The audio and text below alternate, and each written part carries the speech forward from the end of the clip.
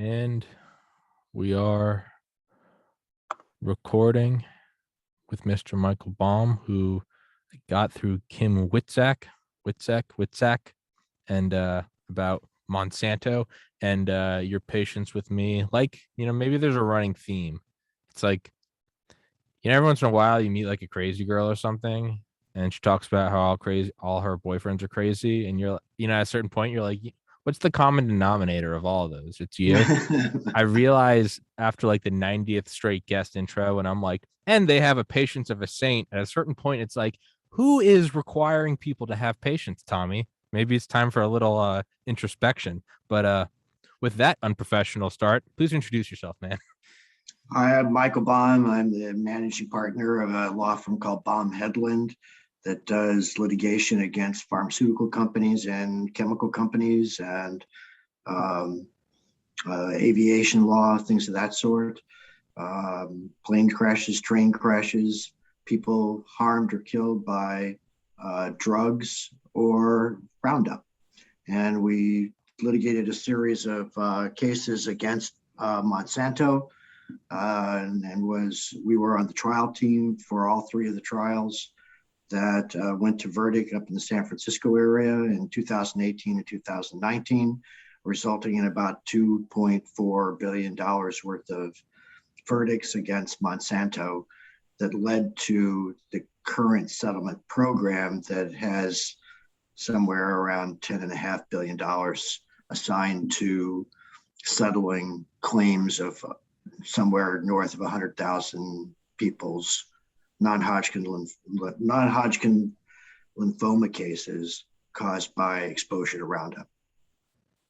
So, as someone that knows nothing about law, I have a biology degree. I got into medical school and then started this podcast. So, truly no understanding of law. Is it something akin to, like, I remember growing up watching, I'm from New England. I always remember watching like Red Sox Yankees games. And then I think it was like the early 2000s, the MLB implemented like a cap and on your total salary payroll. And but it wasn't like a line in the sand. Like, you could go over it. You just had to pay fines. And so everyone started kind of talking shit, and they're like, all right, well, it's not really a cap then. There's just a tax over a certain point, which, if you're running a multi-billion dollar sports team, an internationally recognized name like the Yankees, yeah, you're going to pay that tax, right? I bought a really good camera and a really good microphone and some sound panels. It cost me a pretty penny, but to me, it's worth it. I'm like, right, it's more professional appearance. All that being said, is that loosely and generally, I know it's a broad stroke, but is that kind of how some of these corporations operate, where they're like, hey, we know we're doing X, Y, and Z, and we're eventually going to get spanked for it. But if we do this anyway, here is the projected profits from it. That eventual lawsuit that, they're not stupid. They know they're going to get. Is that just like an acceptable tax on like out of this world profit margins? I would say that there has been some indication of that, but finding documents that actually Well, have them saying that these days is hard to find. well, sure. But as a practical matter, their jobs as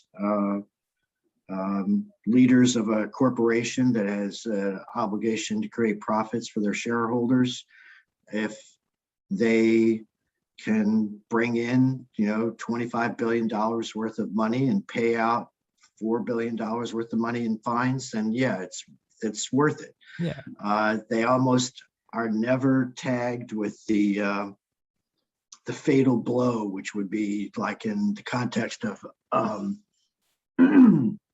like pharmaceutical companies, if they were tagged with a fine and prohibited from being able to get Medicaid and Medicare money for their drugs, that would put them out of business. And that would almost never happens.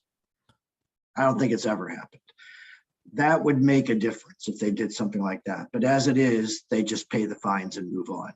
They have a little sub company of the subset of the overall corporation pay the fine, so the overall corporation doesn't have the problem. With respect to Monsanto, part of their rationale internally, I think, was they actually they thought that they were an improvement on the existing herbicides and pesticides out there on the toxicity. And so they were like true believers. And it took Sure. them a while to get the idea that maybe they were wrong and they wouldn't believe it.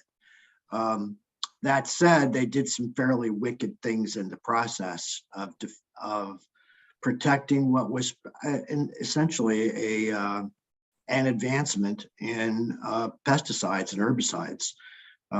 But they've gone out of control and engaged in what I would call abusive and malicious conduct, which is what the juries found in each of our trials.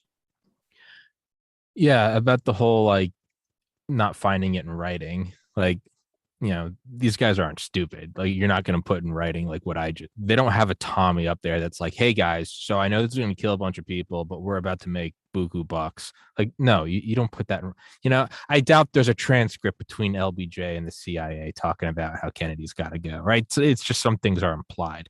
But, and for all future listeners, I speak for myself and not Mr. Baum. So if I start going off on like a Kennedy CIA rant, that doesn't represent your law firm. Just I'm a pretty good friend with Bobby Kennedy Jr. Really? Yeah, that's amazing. And so I actually do know some things about what he considers to be happened to his dad and his uncle.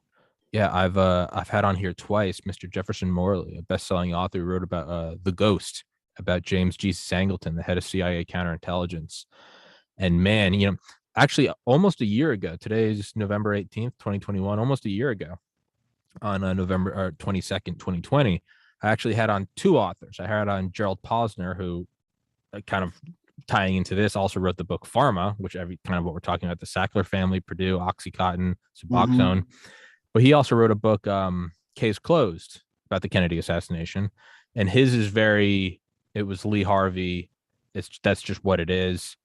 And on the same day, I also had on Jefferson Morley, who talks about James Jesus Angleton, and he writes very conclusively that Angleton wanted him to go and worked with malicious elements in the government to get him gone.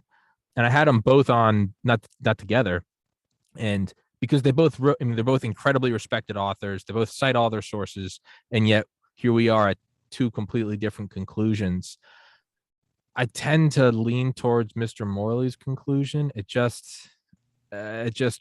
Kennedy was he went in there and he was ruffling too many feathers, man. It's like, an assassin. It's actually a longer history than that. And Bobby, Robert F. Kennedy Jr., wrote a book called American Values about 4 or 5 years ago, which to some degree discusses the Kennedy family's history of dealing with anti-democratic forces. Sure. From the beginning of when they made it here to the U.S. Yeah, the patriarch. And Joseph Kennedy and his involvement with anti-monopoly type actions.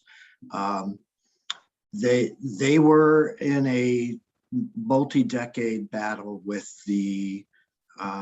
some corporate interests that were trying to run the country, and with military intelligence trying to run the country. And the animosity between or the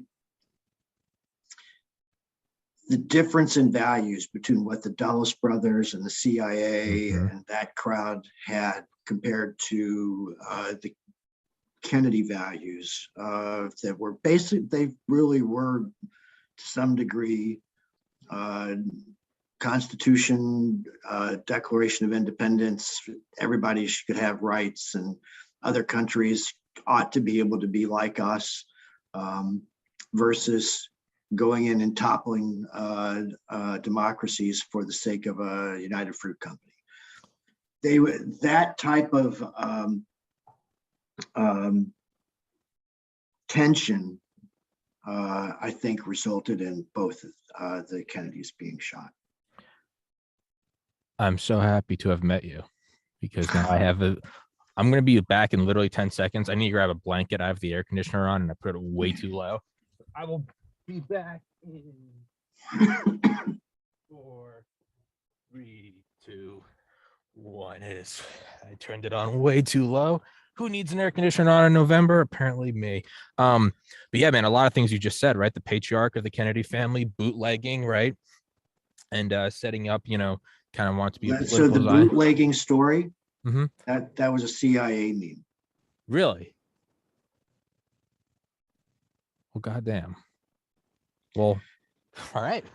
Well, they did work with the mafia. Am I correct on that? They did work with the mafia wasn't there? Well, I don't know if that's now a CIA front, but wasn't there speculation that they worked with the mafia to get Jack in office? Not that I know of. Well, obviously, everything I'm saying is obviously wild speculation. There were unions that supported the Kennedys, Mhm. supported the Democrats, and some of those unions were probably, mafia affiliated. But I don't think that was.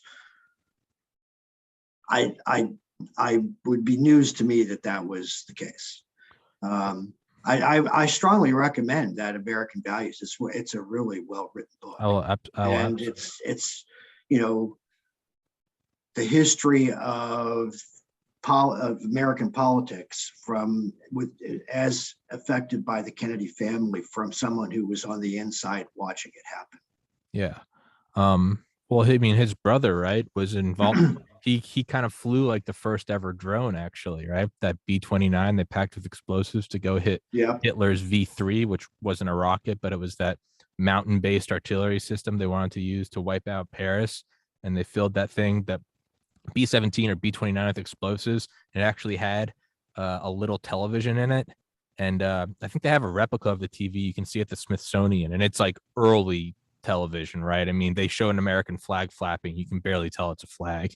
But he died in that crash. And so, so JFK then sort of became the star child that was going to be the first Catholic president. But what you said about military intelligence, United Fruit Company, we all know about Eisenhower's speech. We've heard it a trillion times on January 17th, 1961, military industrial complex. Beware the unwarranted technocratic elite, scientific elite, blah, blah, blah, blah, blah. But I always go back to, and I'm glad you touched on it, was Smedley Butler's speech 28 years prior on war as a racket. Smedley Butler was the most decorated Marine in U.S. history. Started with was it the Boxer Rebellion and like the Caribbean interventions and the China interventions up through World War One. Rose all the way through the ranks. I think he was one of a handful of men to be alive for 2 Medal of Honors. And when he retired, he went and worked. And if you know this, well, I'll just tell it to my listeners. He eventually went and kind of represented the bonus army, which is a bunch of World War I veterans who were promised payout or bonuses, and they still hadn't received them as of 1933. So they were kind of like camping on the front of the Capitol lawn. Douglas MacArthur started working with the powers that be to get him out of there, started lighting their tents on fire. Smedley went in. And yeah, he did. He went in and literally started lighting him on fire. Smedley went in and was like representing him, and it was like a soldier's soldier. It was like, he was there with them, kind of eating the bread and shitty coffee and sleeping with them. And then he was approached by 2 individuals who they played it off as, hey, FDR, FDR, because Smedley had campaigned for FDR or had stumped for FDR. They came to Smedley and were like, hey, and they used this, I mean, admittedly intelligent but evil facade of saying, we want you to represent the bonus army. We're just and what these guys did is they kind of played on the heartstrings because they were both World War I veterans. They afterwards they just went and made a killing in business, but they came to him and they were like, hey, we serve too. So Smedley's obviously got a soft spot for him. And they were like, we want you to represent the bonus army. Like, we're going to march on the Capitol and FDR's got to go. And so Smedley was like, all right. But Smedley, being a genius, just something didn't pass the sniff test. And instead of calling their bluff, he just went along with it and was like, let's see what this thing is. Let's feel it out. And what eventually he uncovered was what's now known as the business plot, capital B, capital P, the business plot of 1933, in which George Prescott Bush and members of, I want to say, JP Morgan family, they wanted to get rid of FDR. Smedley was going to be like the general. They were going to remove the president. There's going to be a new position. Smedley was basically going to be the king of America, and behind the scenes were going to be this corporate interests. What they really wanted was to get rid of FDR so they could reinstate the gold standard. And so it was this whole convoluted thing, which is just insane. But but it all goes back to Smedley's speech, which basically was the original military industrial complex speech. I don't want to waste your time and try to find it. I've read it on this podcast a million times. But he goes on to say, in the beginning, I had a hunch that war was a racket, but now I know for sure. I've toppled democracies in South America for, United Fruit Company. I've raped societies in the Middle East for British Petroleum. He's going on and on and on about how everything they've done is really, they're just muscle. They're mercenaries, but they have a flag and a uniform, so it looks like armies. And this is a guy that, rose through the ranks. And he says at the very end, I could give Al Capone a few tips. He operated a racket in 3 counties. I operated on 3 continents. So the reason I just went on that whole rant is like, you're right. It doesn't start with Eisenhower. It goes back much farther, that there are these interests that are willing to bulldoze democracy. Now, whether they did it in 33, trying to overthrow FDR, and perhaps they did it successfully in 63. Man, there are these interests that are willing to do anything to control the world, to control the flow of resources. And tying it all the way back to present day, yeah, when we see something like Monsanto or Pfizer, people are like, they wouldn't do that. I'm like, you don't even need to go back a century to just. And I know at this point you're probably looking Now at you're preaching to the choir. Yeah, I know at this point you're probably thinking, you're like, this kid is insane, which is why I let everyone know, hey, if you want. No. I was just going to say that one of the things that I do, and one of the things my firm does, and that our colleagues do, is get the internal documents in discovery that these companies have, where they're talking about how they're going to manipulate or attack critics and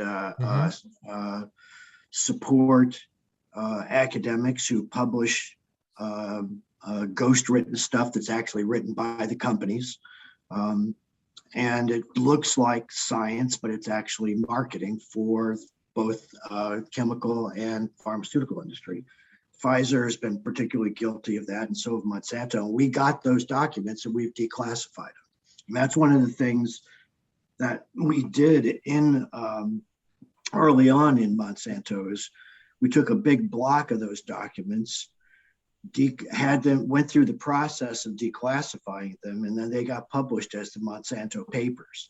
And we circulated them around the world, sent them to the DOJ, sent them to Congress, sent them to the European Parliament, every member of European Parliament. And documents like that end up making a difference. Yeah. And we continue to find documents and find more stuff where they're, if they don't like a study that shows that there's excess number of adverse events related to their drug, they attack the author. They go to his superior. They go to the editor of the journal. They get the journal article retracted, and they drum up critics from the scientific community that are on their friend roll. I don't know if it's their payroll. Some of it's their payroll, and they get them to write critical letters to the editor in order and to demand retraction. And then that piece of science gets disappeared. And things like that are happening, have happened, and we documented those. And it also, among those documents were events where the company was talking to the regulator that's regulating them and having people inside like the EPA or the FDA give them hall passes for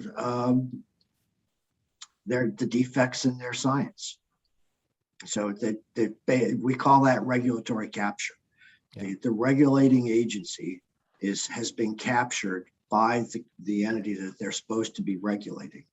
And so you end up with a company like Monsanto and a product like Roundup being on the market for 40 years without a cancer warning when there was a carcinogenicity signal at the very beginning, and it was corroborated over time, and they just suppressed it. Whenever an academic popped up saying something that suggested there was a carcinogenicity problem, they would they had these groups within, like in Monsanto, is like the freedom to operate group. They don't want to be under any sort of regulation. They wanted freedom to operate. This FTO, let nothing go after the critics, let nothing go, whack-a-mole. They had these different names for the groups, the crew that was assigned the project of taking out the critics. And one of the critics that they were particularly interested in was Professor Giles Seralini, who just did one of their tests, one of their clinical trials or animal trials long enough to show that Roundup can cause cancer. And they went after him. It turned out that they had the editor of the journal that published his article showing there was carcinogenicity and tumors was on their payroll for a project that they had hired him to do in Brazil. And then they drummed up a group of critics to write articles to the journal to have the article retracted. And then it got retracted, even though there was nothing false said. And the editor conceded there was nothing false.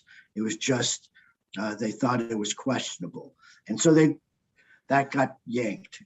When IARC, International Agency for Research on Cancer, published its analysis of all the existing animal, human, and cell studies showing that there was, that Roundup was a possible human carcinogen or probable human carcinogen, they hired academics to attack IARC.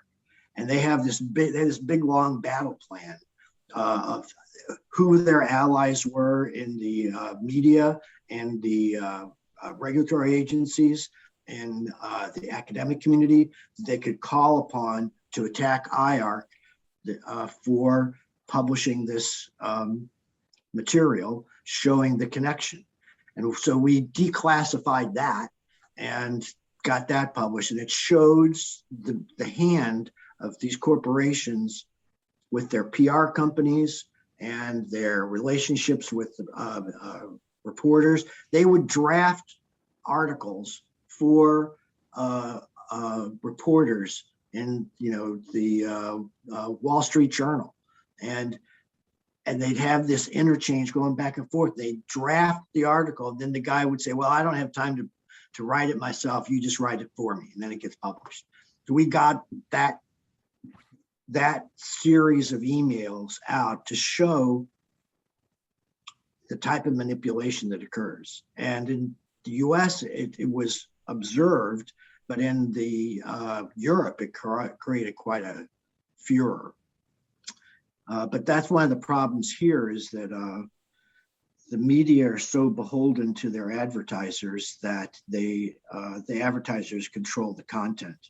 So in the context of pharmaceutical products, vaccines, and chemicals, it's difficult to get a voice like mine or my clients being heard without solid documentation. And that's one of the things the lawsuits have done, is to get those documents and get them out and show this sort of bad hand, this manipulative hand in framing science and framing the media and framing the messages to make it look like products are safer than they actually are.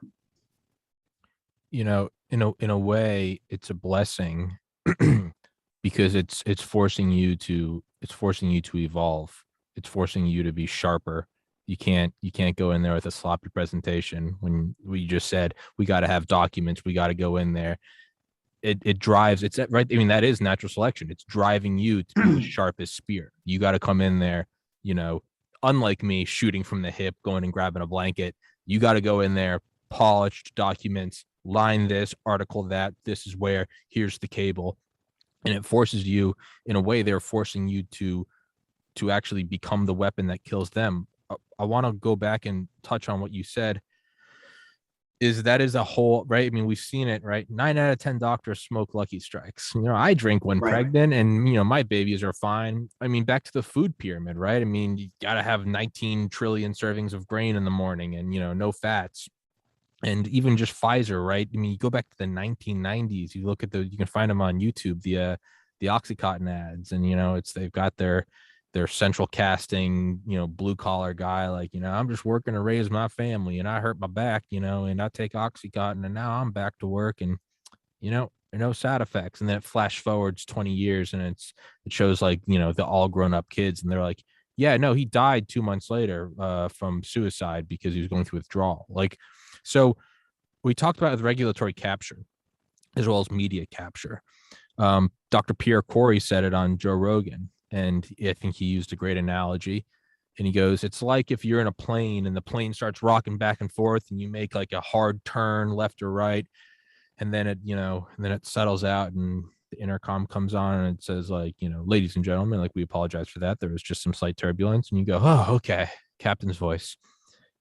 Now, what if some terrorists just took over the cockpit, and now they're calming you down, right? That's the first thing, is you sort of shut down the warning response. It's like cutting the phone line if you're going to go, break and entering, so they don't call the cops.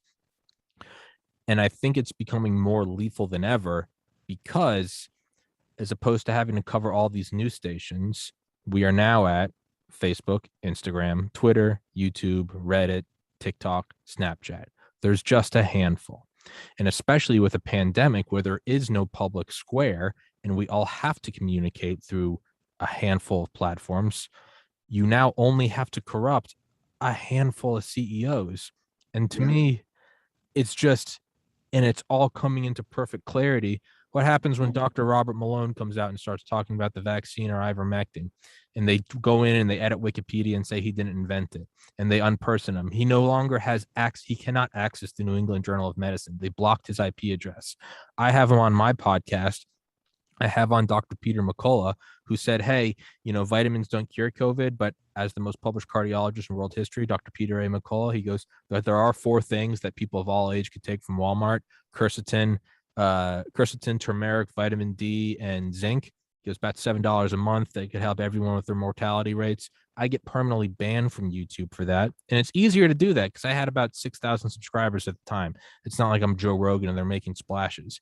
But you can already start to see the whack-a-mole type thing. And to me, they're just fine honing their process. When there's just a handful of corporations, I mean, let's just be very real about it. You're Pfizer, you're Moderna, global pandemic, government says, hey, warp speed, no liabilities, we're going to foot the bill. 7 billion people need this.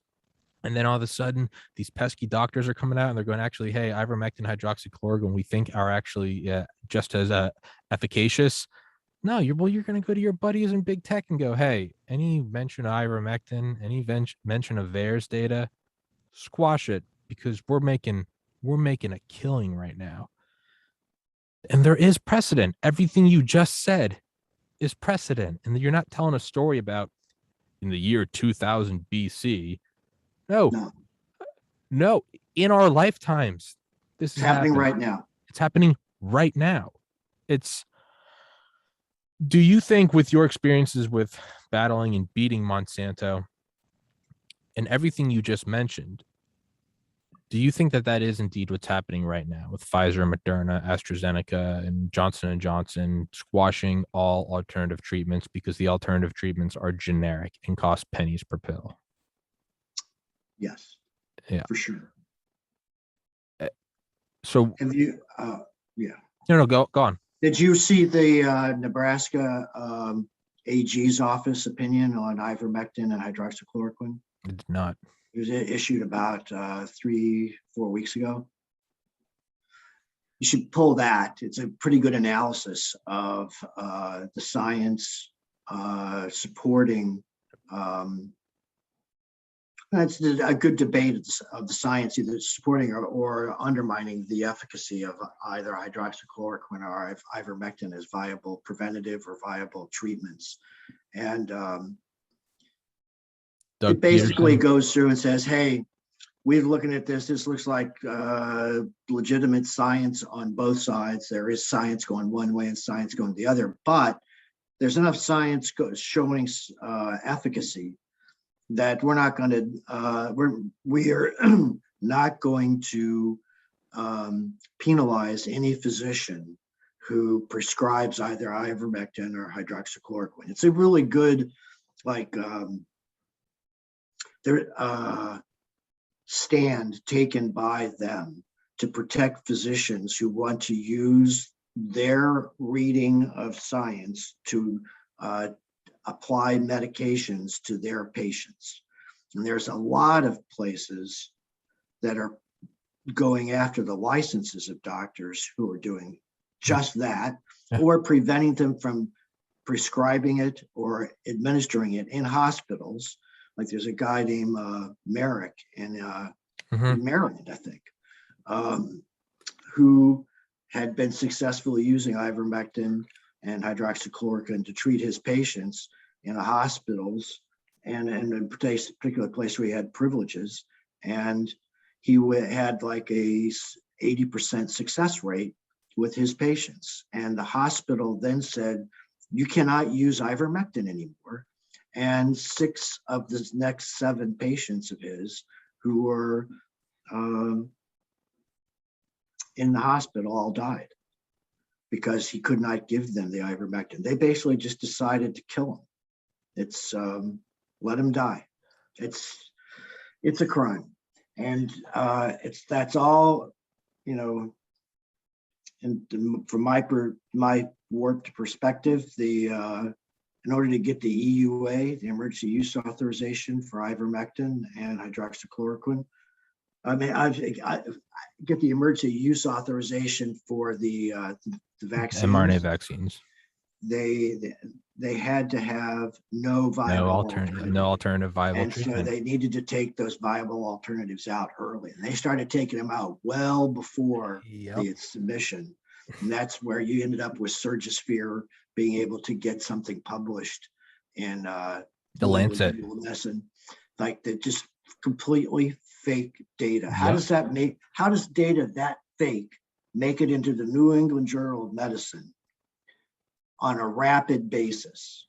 And you know, stuff like that shows the hand of the companies manipulating the science. And that's a sad state of affairs, but that's what we as lawyers and my team as lawyers have been exposing for 25 or 30 years. I mean, I've had on Dr. Peter McCullough, who's testified before the Senate and talked about this. I've had on Dr. Robert Malone, inventor of the mRNA vaccine, Dr. Mobeen Saeed, Dr. Paul Alexander, Dr. Hatfield, Dr. Hatfield, Dr. Alabek, Dr. Nass, all bioweapons expert. Alabek was the first deputy director of the Soviet bioweapon program, defected to the United States in 1992. It's the biggest intelligence coup of the Cold War. Well, not really cold, because that was right after. But I've had on all these guys. Dr. George Fareed, who's in his late 80s, has been a practicing physician for over 51 years. I mean, and he's got the resume of a god. I mean, like UCLA, like undergrad, Harvard medical school and residency, like fellowship at Hopkins. I mean, you know, as a guy that was pre-med and got into medical school, that was the guy you looked at and you're like, that's no one can do that. That's not real, right? And then it happens, right? It's like looking at Tom Brady. You're like, how is he handsome and has 1 trillion Super Bowl rings? But I digress. And he's vegetarian. And so what are we even doing? And, you know, at least I share a name with him. But Fareed, who went back into practice, with his colleague Brian Tyson. Um, they're in the Imperial Valley of California. They have treated now, he's been on my podcast several times, over 9,000 patients. McCullough says that if we were using ivermectin, hydroxychloroquine, their whole early treatment protocol, that they could reduce deaths by 85%. Fareed is probably, that's more in line with what you said, like 6 out of the next 7. Fareed says that they're having a 99.9% success rate. And it's not with just, I'm 31. It's not like young guys like me. He's like all age, 80, 90, comorbidity, smokers, heart disease, everything. Our thing, excuse my French, beats the shit out of COVID. Like nothing can stop it. They're on fire. And he's been on my podcast.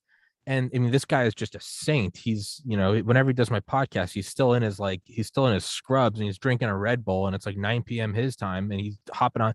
The last 2 he's done with me, he's still been at the hospital on the side and he's working. You can hear nurses walking back and forth. You couldn't make this up.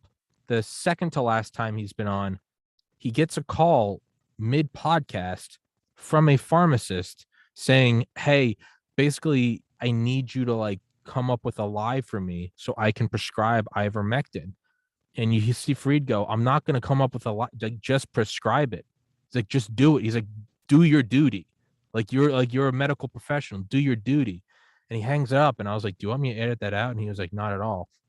And like CVS, I was oh yeah, directed, do not yes, issue prescriptions of ivermectin. Yeah. And they even had it in stock. They would not give it out. Rite Aid continued to do it. I don't know if Rite Aid is still doing it here, but as of about 3 weeks ago, they were. I had on Dr. CVS stopped providing it. Yeah. I've had on Dr. Keith Rose, who's a total badass. Military, Special Forces, CIA, survived an IED, came back, became a physician. He was on my podcast. And I was telling him about what happened with Fareed. And he goes, yeah, that happens with me too.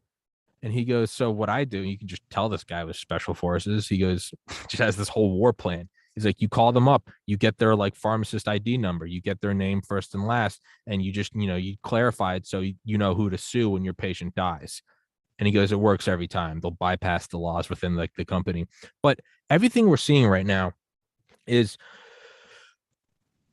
when I first started to kind of do podcasts that were getting warnings and suspensions from YouTube, it was all about the vaccine deaths. And it's, as I've said to everyone, no, I don't think the vaccines are some depopulation program. That's too easy of a conspiracy. We've had and I always say this, we've had depopulation abilities since 1945, and it's called warheads. It's called atomic weapons. We can do it in 30 minutes or less, right? 1952, hydrogen bombs, put those on the tip of a rocket. Hey, we've had depopulation worked out since Eisenhower. We got it. So I don't think that's what this is. I think that, statistically, for the most part, it is safe. Granted, there's 18,000 deaths and it spikes. You look at the VAERS data. I think that's bad. And I was kind of banging all the alarms on that and raising the red flags and the air horns. And I was like, this is not good. And again, it wasn't my opinion. It was because I was having on the doctor that invented it saying this. But after a while, I eventually kind of concluded that I'm very pro, you get to do whatever you want with your body. If you want to shoot heroin, hey man, are you harming anybody? Are you paying your taxes? Stay on your property? I think you should be able to do whatever you want. That's just me. That's why I love this place, is I think that you should be able to do that. Eventually, I kind of came to the personal conclusion where I was like, you know what? If people want to get it, they're going to get it. And that's their right. Who am I to say you can't get it? And most of the people in my family have it, people I know and love. So eventually, I kind of took my foot off that, because if you're going to get it, you're going to get it. I started attacking it again when mandates came out, because it was like, all right, well, now we're not doing, but mandates but even that started to pale when I noticed something much bigger. And it's, the vaccines are one thing, profit motive. Yeah. Like we talked about Eisenhower and Smedley, like it's the devil, it's like, yeah, it's money's the root of all evil. Like, and yeah, and sun goes up, sun goes down, early bird gets the worm, like any other cliche you want. Yeah. What do you think it was? Of course it's money. What really got me is when I started to piece it together, when I was like, oh, they're also shutting down alternative treatments because then their EUA would be voided. And that is an entirely different ballgame because vaccine deaths, 18,000, you could say that's on your hands with a faulty vaccine. Sure. If Fareed is saying 99.9, McCullough is saying 85, let's say they're both wrong. Let's say it's just 50% of deaths. Let's just be really loose with this. What are we at now? 700, 800,000 deaths just in the United States, 4 million worldwide. Let's take half of that, just half. They'd say 85 and 99. I'll say let's go 50 just to be safe. That's 2 million deaths from people that have knowingly suppressed ivermectin, hydroxychloroquine. It would be one thing if we really didn't know. And then as soon as it came out that it was working, we stopped the vaccines and rolled them out. That would just be like, hey guys, we messed up. Everyone has a plan until you get punched in the face. No war plan survives first contact with the enemy. Sure. This whole kind of rant I'm going on right now is the much bigger beast in the room. Forget the vaccines. That's whatever. There's an elephant in the room. And it's the coordinated suppression of treatments known to work and have been tested for decades. Ivermectin got the Nobel Prize in Medicine in 2015. Satoshi Otomura, the doctor who I can never get him there. He won't respond to my emails. Keep trying to get him on here. But hydroxychloroquine, and I'm having these doctors, Fareed and Malone and McCullough, this is all it's a coordinated suppression campaign using, right? We didn't do it. It was Facebook. It's all going through and it's happening right now. Man, how is this not the biggest story of the century? How is this not Nuremberg 2.0? And I get all jacked up and I start yelling, and I know I'm not letting you talk, but do you not feel like that's the biggest thing going on right now? I personally do, yeah. I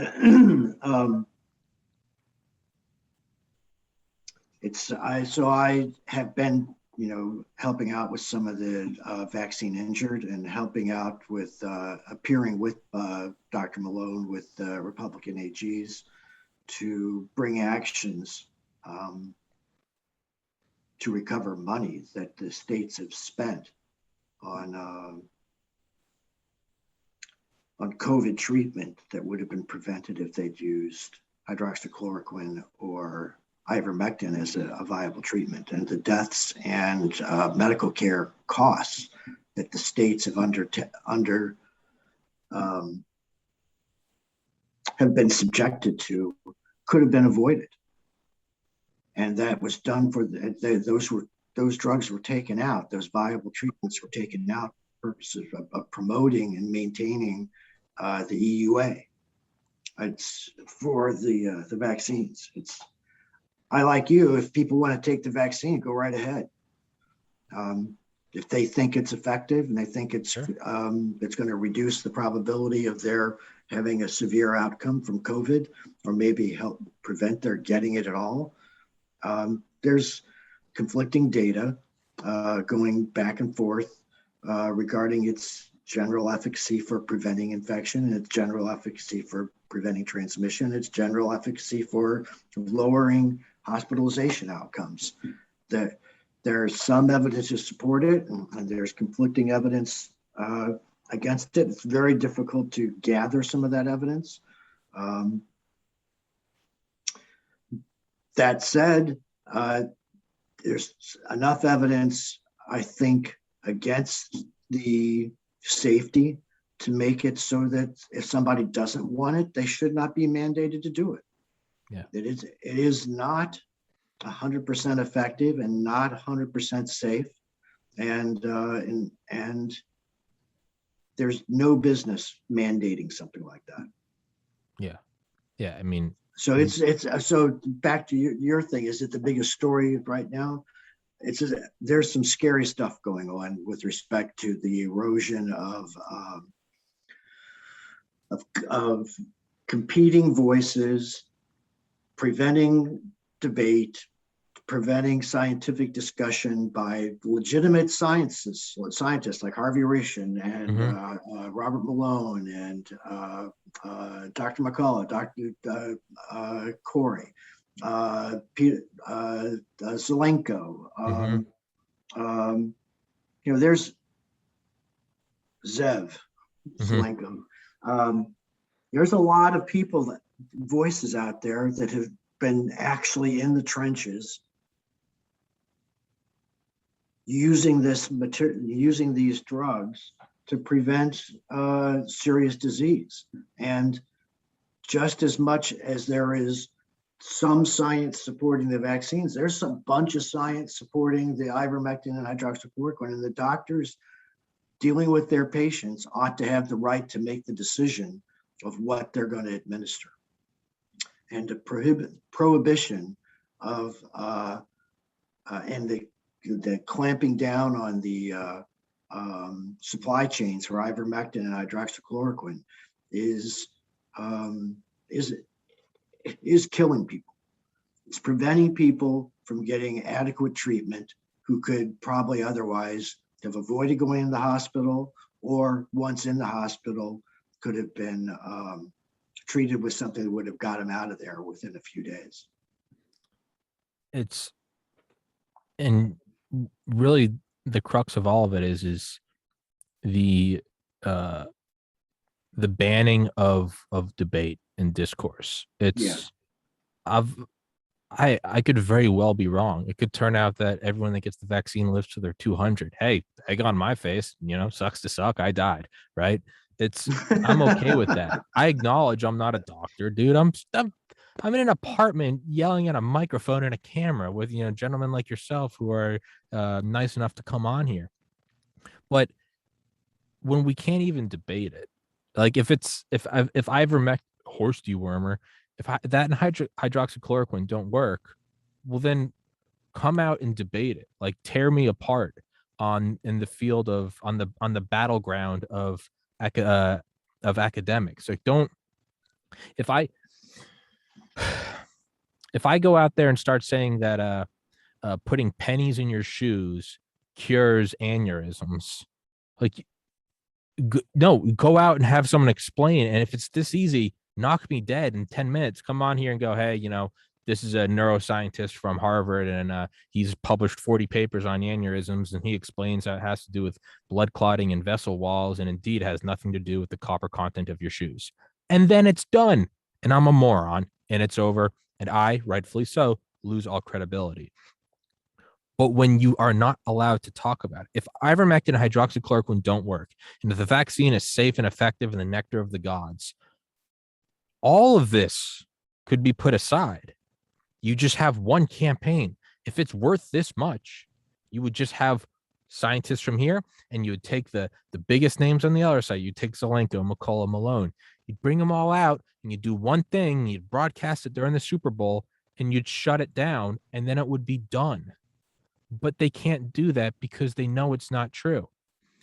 When you remove debate, all you're doing is admitting you're wrong and knowing that you're wrong. When you're not allowed to even debate it, if you are so sure of your belief or what your scientific data supports, tear me apart on a public forum and then let it be dead. If you have two boxers talking shit back and forth on Twitter, how long does it go on? No, what happens? Eventually you do $1 billion pay-per-view, put them in a ring. Hey, knock each other out. And if they're both bloody and one's face down, and we go, well, I guess the other guy was better. And then it's done. But they can't even. I would even go one step further, because it's to some degree, science is not a boxing contest. Sure. There's some science to support some things, like among certain people. You have to define your cohorts that you're testing things in, because it's more nuanced.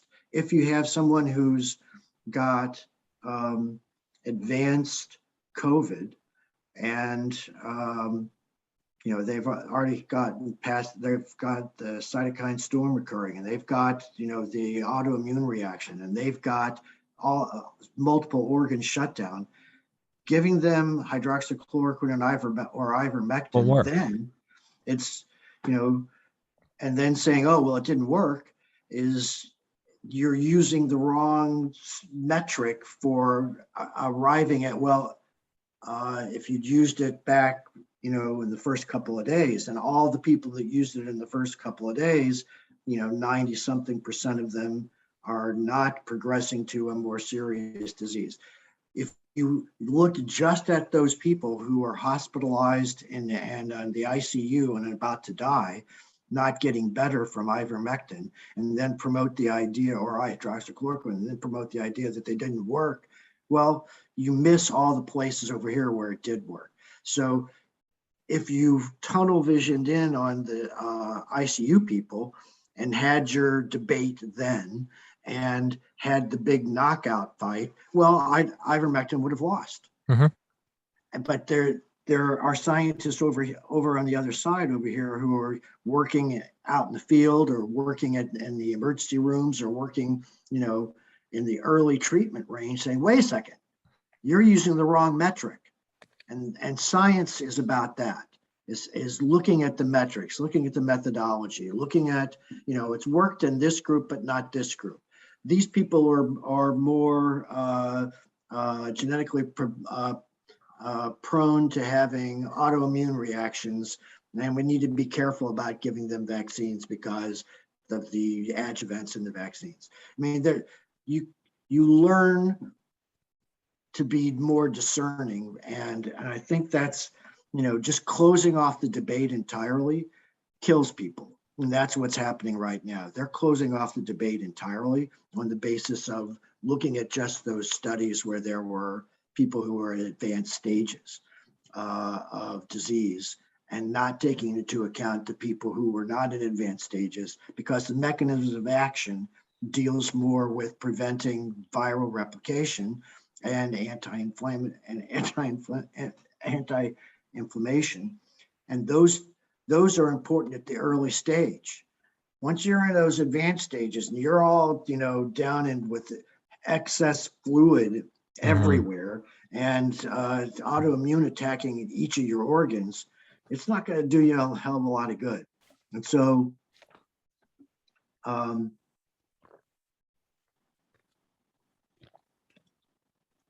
similar things happen. It's a lot of it comes down to what you count, and that's what I found in my pharma cases and in my Roundup cases, is watching what got counted and which things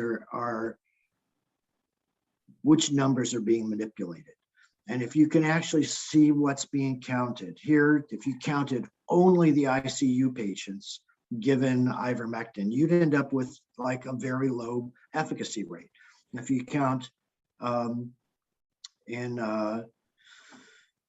that's my point. It goes to what you count. And in Roundup, they would not count tumors in rats or mice if the rats had been given more than 1,000 milligrams per kilogram of Roundup. Well, that's how you in a rat or a mouse lifetime. That's how you create the load of a lifetime load of Roundup to see if it's going to be carcinogenic. And that's how you find out. If you keep that load low, you may not see it. But then to not count any of the tumors that occurred for an exposure of greater than 1,000 milligrams per kilogram, that results in missing where most of the tumors are. And that is how you end up with the EPA saying it's not carcinogenic. You don't count the tumors where they would actually occur. What they did with Giles Seralini. If you do a animal study for 90 days, that's on rats, and to see if there's tumor formation. Well, tumors aren't going to form necessarily in 90 days. They start forming after about 100 days. So if you limit your studies to 90 days, you can avoid showing tumors. But if you do the study for 2 years, the entire lifetime of a rat, and compare the rats that got exposed to Roundup to the rats that did not get exposed to Roundup, and you have like a 3 times greater rate of tumors in the rats exposed to Roundup, that shows it's probably carcinogenic, but would not see any tumors unless you let the exposure last for 2 years. If you limit it to 90 days, there's nothing to count. And that's the type of tricks that occur. And that's the type of tricks that are occurring right now with hydroxychloroquine and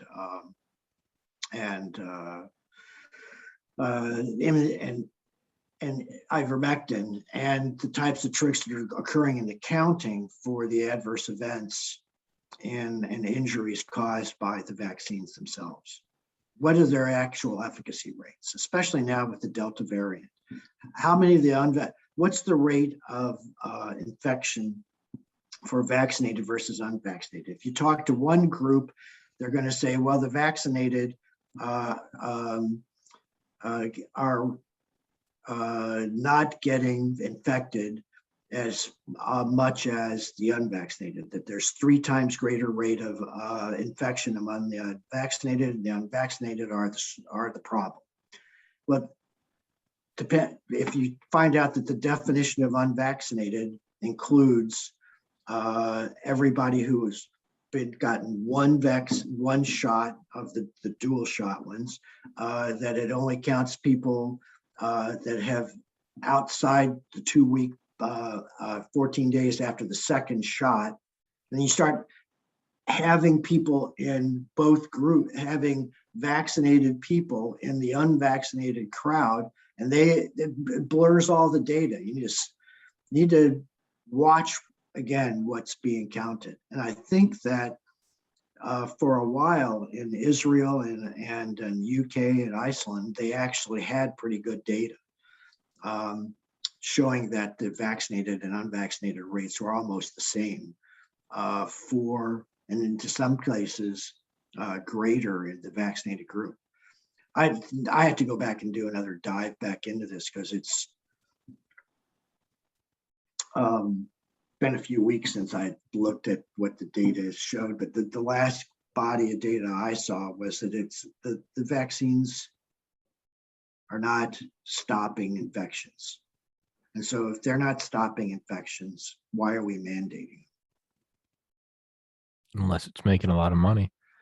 It's more than just the money, although the money is part of it. I think you're right that there's it's being used to limit scientific debate. Yeah, it's a power grab. It's a power grab, and that's the scariest part. Yeah, it's exactly what it is. It's the power grab. It's where are your papers? That's what it is. And I mean, now that's something you can go back to all of human history. Yeah, like tyrants will rise if put in an environment, or if they try to create that environment and no one tries to stop it. What you said about it not being really a knockout is exactly correct, right? If you give ivermectin, hydroxychloroquine, and azithromycin early on, it's going to stop it. You give to someone who's had COVID for 2 weeks, it's not going to do anything. And so you could cherry pick that data, right? I mean, I'm white as snow. I'm Irish. I'm from New England. If I get skin cancer and you start putting sunblock on me and I'm 70 and they go, look, he's still got the tumors. Well, yeah, someone could go, see, sunscreen doesn't work, versus like, no, you're supposed to wear it when you go outside as a kid. So it does matter where you apply it and what data you look at. That being said, that very discussion is what's needed. Yeah. Not the knockout punch. It's the ability that people go, hey, it's not a knockout punch. It's a lot more nuanced. And so we need this back and forth dialogue, which again shows so censorship doesn't work. We have to, for anyone to come out and go, it's not a knockout situation. What you just went through, saying how it's not a knockout, that very discussion, if I was still on YouTube, would have gotten me suspended. So it's the very fact that it needs to be discussed. When people go, it's not as simple, it's not black and white, I agree. And thus there needs to be open dialogue about it for both sides. I mean, maybe there's just a doctor out there who just hates Pfizer and he's pushing ivermectin and hydroxychloroquine just to screw Pfizer. Like, that has to be taken into account too. Again, open debate. It all has to be fleshed out. It goes back and forth, and then the truth arises. That's just what it is. That's what science is. It's that which can't be broken down anymore. It's the thing that is reproducible all over the world throughout all of time. It's why, it's why different civilizations discovered, the Pythagorean theorem, or, how to calculate the circumference of the earth, or, how to just calculate displaced water, and the whole eureka moment, and the density of materials. It's because these things it's just science. It's just what it is. It's just what it is. The laws of acceleration are the same on Earth as they are in Jupiter or anywhere else, because it's just what the laws of physics are. You could detonate a nuke here, or you could set up a civilization on Mars, give it a couple thousand years, and someone's going to find out, hey, if we separate the nuclei, we get a huge explosion. It's just what it is. You can't censor this, that, and the other thing. With the power grab, though, and that's something McCullough and Malone have both said, is so they've discussed everything we're talking about, right? Yeah, like no shit, it's money. It goes back to money. That's why they're suppressing it. They can't have the EUA without it. But they've both said this, and they say that's best case scenario. Yeah. Best case scenario, it's money. And the way they've described it is like you almost don't want to look directly at the sun, because what could be the deeper thing? Well, it's controlling the movement of people. It's controlling who has access to society. And if you speak out right now, I just get banned from YouTube. Whatever, fuck them. I'll go somewhere else. What happens when, okay, so I'm single and I don't have kids, but what happens when, Tommy, you can no longer work at a Walmart because you've been speaking out against the vaccine? Now your kids are hungry. And it's no longer, the vaccine could be perfectly safe. It could literally be saline. So it's not even that. It's just, oh, well, you're not speaking out against this. You haven't got your third saline shot. You can't go to Jiffy Lube. Sorry, your car doesn't work. You can't call Uber. Sorry. You want to go to this bar? And now your wife hates you because we can't go out and socialize with the friends. And the kids are like, Dad, I'm really hungry. I just want to go back to school, but I've lost all my social credits because you're talking out against the vac. That's what this is. And everything we've talked about so far, the whole corporate capture of regulatory agencies and news agencies, that's really just the last century that everything we're citing. What I'm talking about now is, I mean, this is all of human history. This is pharaohs convincing their servants that they're gods. This is the Pope being the voice of God. This is the king being divinely appointed. This goes back for all of human history and will continue for all of human history. Tyrants will rise. It's just what it is. It's just what it is. And that is the thing that you look at a little deeper and you're like, well, who's behind the pharma companies? Who's pulling? Now, is there some grand master plan? Is it the Illuminati guy? I think it might just be a little bit more of, I think Brett Weinstein called it an emergent phenomena. Well, when the environment gets to a spot where all this, it's a surfer catching a wave. It's this thing being driven by money, being driven by regulatory capture, news agency capture, and the drive for profits. And then it's someone coming along and going, oh, here's a perfect storm. I can control the movement of people. Who can control society? There's only a couple social media companies. You're effectively removing people from the town square. This is how this shit happens. When Hitler sees hyperinflation and a hatred and a whole bunch of demasculinizing men after World War I, how did the fatherland lose? You see all the perfect things come. You see the barrel of gasoline, you see the gunpowder, and you see the match, and you go, I'm going to be in charge. And that's what this is. It's now, on a little bit more of a positive note, what can people do to fight this? And I've used this analogy before. You go online and there's trash all over the world. The oceans are destroyed, and everyone goes, like, share, subscribe, and I did my part, but you're not really doing anything. Versus like, hey, there's a homeless problem. Well, if you $20 a month, go buy some ramen noodle, just drop it off at the local homeless shelter. Are you fixing the world? No. Are you doing a little part? Sure. You see some trash, you walk into the gym, you see a cardboard cup or whatever, styrofoam cup, just pick it up and put it in the trash can. It's just a little bit. It's just a little bit. That's something you can actually do. And instead of, you got to donate to this huge charity, which, by the way, is pocketing all the money, and it's just a tax evasion scam.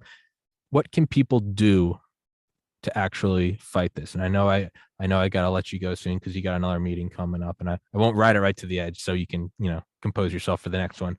Yeah, actually, the meeting that I'm going to be going to is a loss regarding a series of cases for kids that were given Gardasil and had got autoimmune neurological conditions as a result of that, because it's kind of like Roundup, that an adjuvant that increases the impact of the active ingredient, and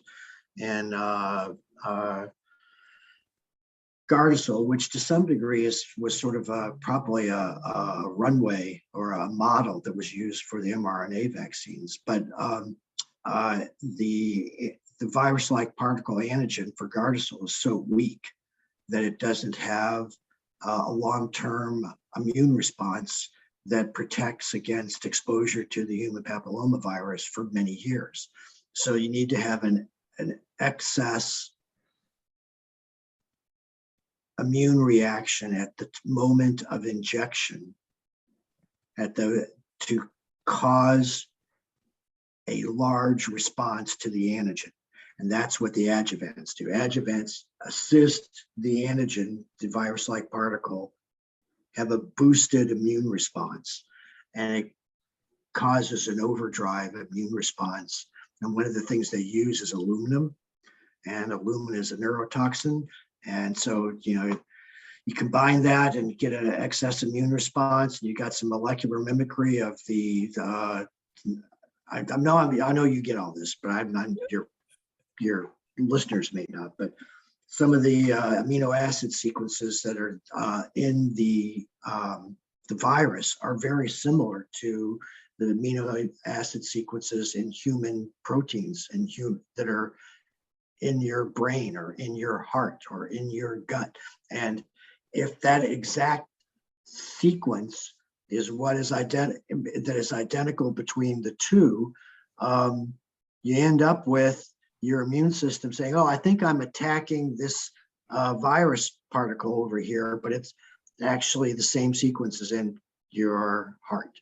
And you end up with postural orthostatic posture problems, tachycardia problems, and that then you can't stand. You have to be in a wheelchair. And that's what happened to these clients. So at 1 o'clock, we obtained about 30 some odd million pages of documents from Merck about the adverse events and trials used to get Gardasil out on the market. And we have a team of people going through those documents, and in 44 minutes, we're going through, the team has the hot docs they found over the last 2 weeks. We're doing a PowerPoint presentation of what's cool. That's how you do science. Hell yeah. That's what we did on Roundup. That's what we did on, we're doing on Gardasil. We're going to give these guys the Monsanto treatment, go through the documents, find the dirt, and get it exposed, get it publicized. That's what we did on the suicide rates, the suicidality caused by serotonin reuptake inhibitors, the Zolofts, Prozacs, the birth defects caused by Paxil. It was a team of people going through documents, finding the internal documents that showed what happened, and then getting them published. So what can you do? That's what I can do. Yeah. I have a license. I get to go to file a lawsuit and conduct discovery and get it. Relative to what to do about the power grab going on, I say resist. Help people resist. Stand up, be a voice. I think that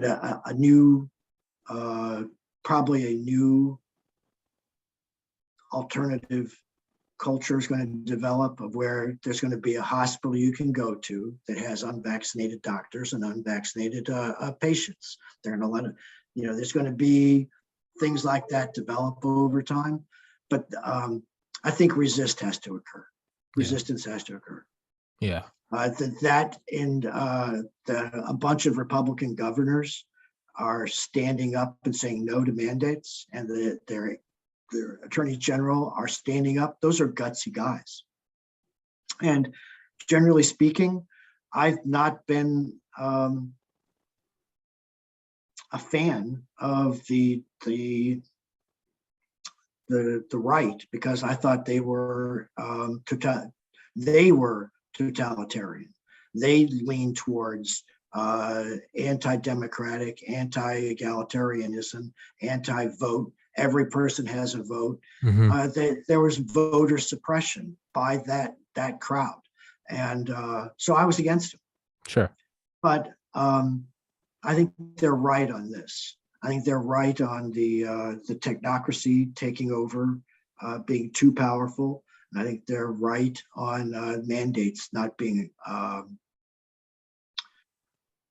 They're neither scientific nor needed, and they are a violation of what ought to be my body, my choice. Yeah. Which is an odd thing for us to be saying when that's the meme of the framing of the abortion issue. My body, my choice. Now you got the Republicans saying that. I think it's just funny. Absolute clown world is it's it's, but that's, I like that. And it's also, I always say this, and it's like, don't be disillusioned. Don't assume that you're helpless and nothing can be done. And it's like a cheesy motivational quote that you'd see on a poster next to a cubicle, but no water droplet thinks it's responsible for the flood. Like, every little thing is what helps break down anything that you're working against. So whether you're just sending a link to someone, whether you're just sharing this, or you see a YouTube video and you tweet it and then you see that it gets removed and you just talk about that, you go, can you believe they're removing this shit? Every little thing you do will break down the existing power structure. If you just sit around and go, nothing can be done, now we're living in a COVID passport world and the new world order is here, well, then indeed that is the world you will live in. It's every little thing you do is what pushes it in the other direction. So everyone listening, like, you're not helpless. What you do is not worthless. Just find any of these doctors talking, share a link to someone, put it online. If you get attacked for it, let it get attacked. That will red pill other people, where they're like, why are my friends attacking my other friend for just posting an article? Just support the guys who are standing up. Be part of the, go to when they say stuff, or when Peter McCullough says something and he gets attacked for it, join the thread and say, no, I think he's right. Yeah. When Bobby Kennedy publishes a book saying that Fauci has been involved with manipulating science for 4 or 5 decades in a bad way, and he gets attacked for it, read the book yourself and collect data yourself and support the people who are standing up. Yes. Those are the ones, the lightning rods, they're the ones that are taking the big risks. They need support. Yeah. So Peter McCullough's and Harvey Risch's and Pierre Corey's and Zev Zelenko's, all the doctors who prescribe ivermectin or hydroxychloroquine, they need to be supported. Go to your Congress people and say, hey, I want these guys supported. Be a voice. I mean, it doesn't take much to do stuff like that. And I think every little drop helps. Yeah. And so I do stuff like that. Yeah. And and also, it's maybe you don't want to openly go out and say that. I think you should, but that's fine if you don't want to. If you know anyone that's standing up to it, maybe it's just a friend or a family doctor, let them know. Just tell them. Yeah. Be like, hey, man, whenever I see a cop, I always tell them, I'm like, hey, thank you for what you're like. Don't listen to the news that everyone hates you and cops are pigs. Like, hey, I appreciate what you do. It means something. It legitimately tell them, like, hey, I appreciate what you might even say. Hey, I have the vax.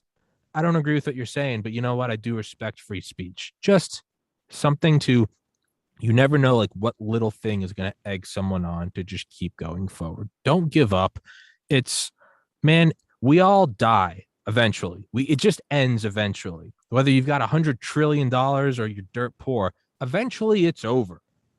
just do the right fucking thing. I mean, it's really, I know it's easier said than done. Just do the right fucking thing. And it's another quote is, if you don't stand up for your kids now, they're gonna grow up in a society where they can't stand up. Or, who is it? Thomas Paine. If hardship comes, may it come in my life, so it doesn't come in my kid's life. Listen, this is going to go on forever. From ancient times, there's always going to be tyrants rising. Maybe we fight back and we knock down the COVID passports, and we have peace again. In 1,000 years, when we're some multi-planetary society, another environment's going to happen, and there's going to be a guy that rises up, and you're going to have to go, shit, it's that time again, and you're going to have to fight back. It's what we do, and it's what allows society to move forward. And I mean, really, just do what you do, so that when you lay down in your deathbed, you can go, "Hey, man, I tried. I legitimately tried." Don't be squirming on Tommy, your I deathbed. want to say thank you Yeah, for trying. You're a nice, committed, scientifically thank you, balanced approach that is much needed.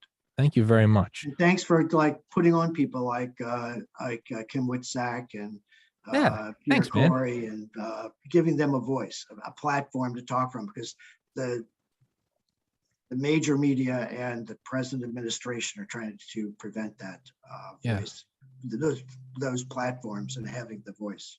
yeah, and it's regardless of which way you lean, man. It's not Democrat or Republican. Just stand up for what you know is right. Just screw the left right thing. Just what do you know is right?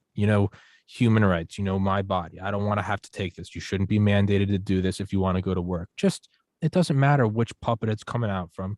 Deep down, like, we all know what's right. Like, you know what's right. Just follow that. You know what's right. With that, we will wrap this one up. So I'll give you some time for your next thing. Um, Mr. Baum, thank you so much for coming on here. I'd love to have you on again sometime.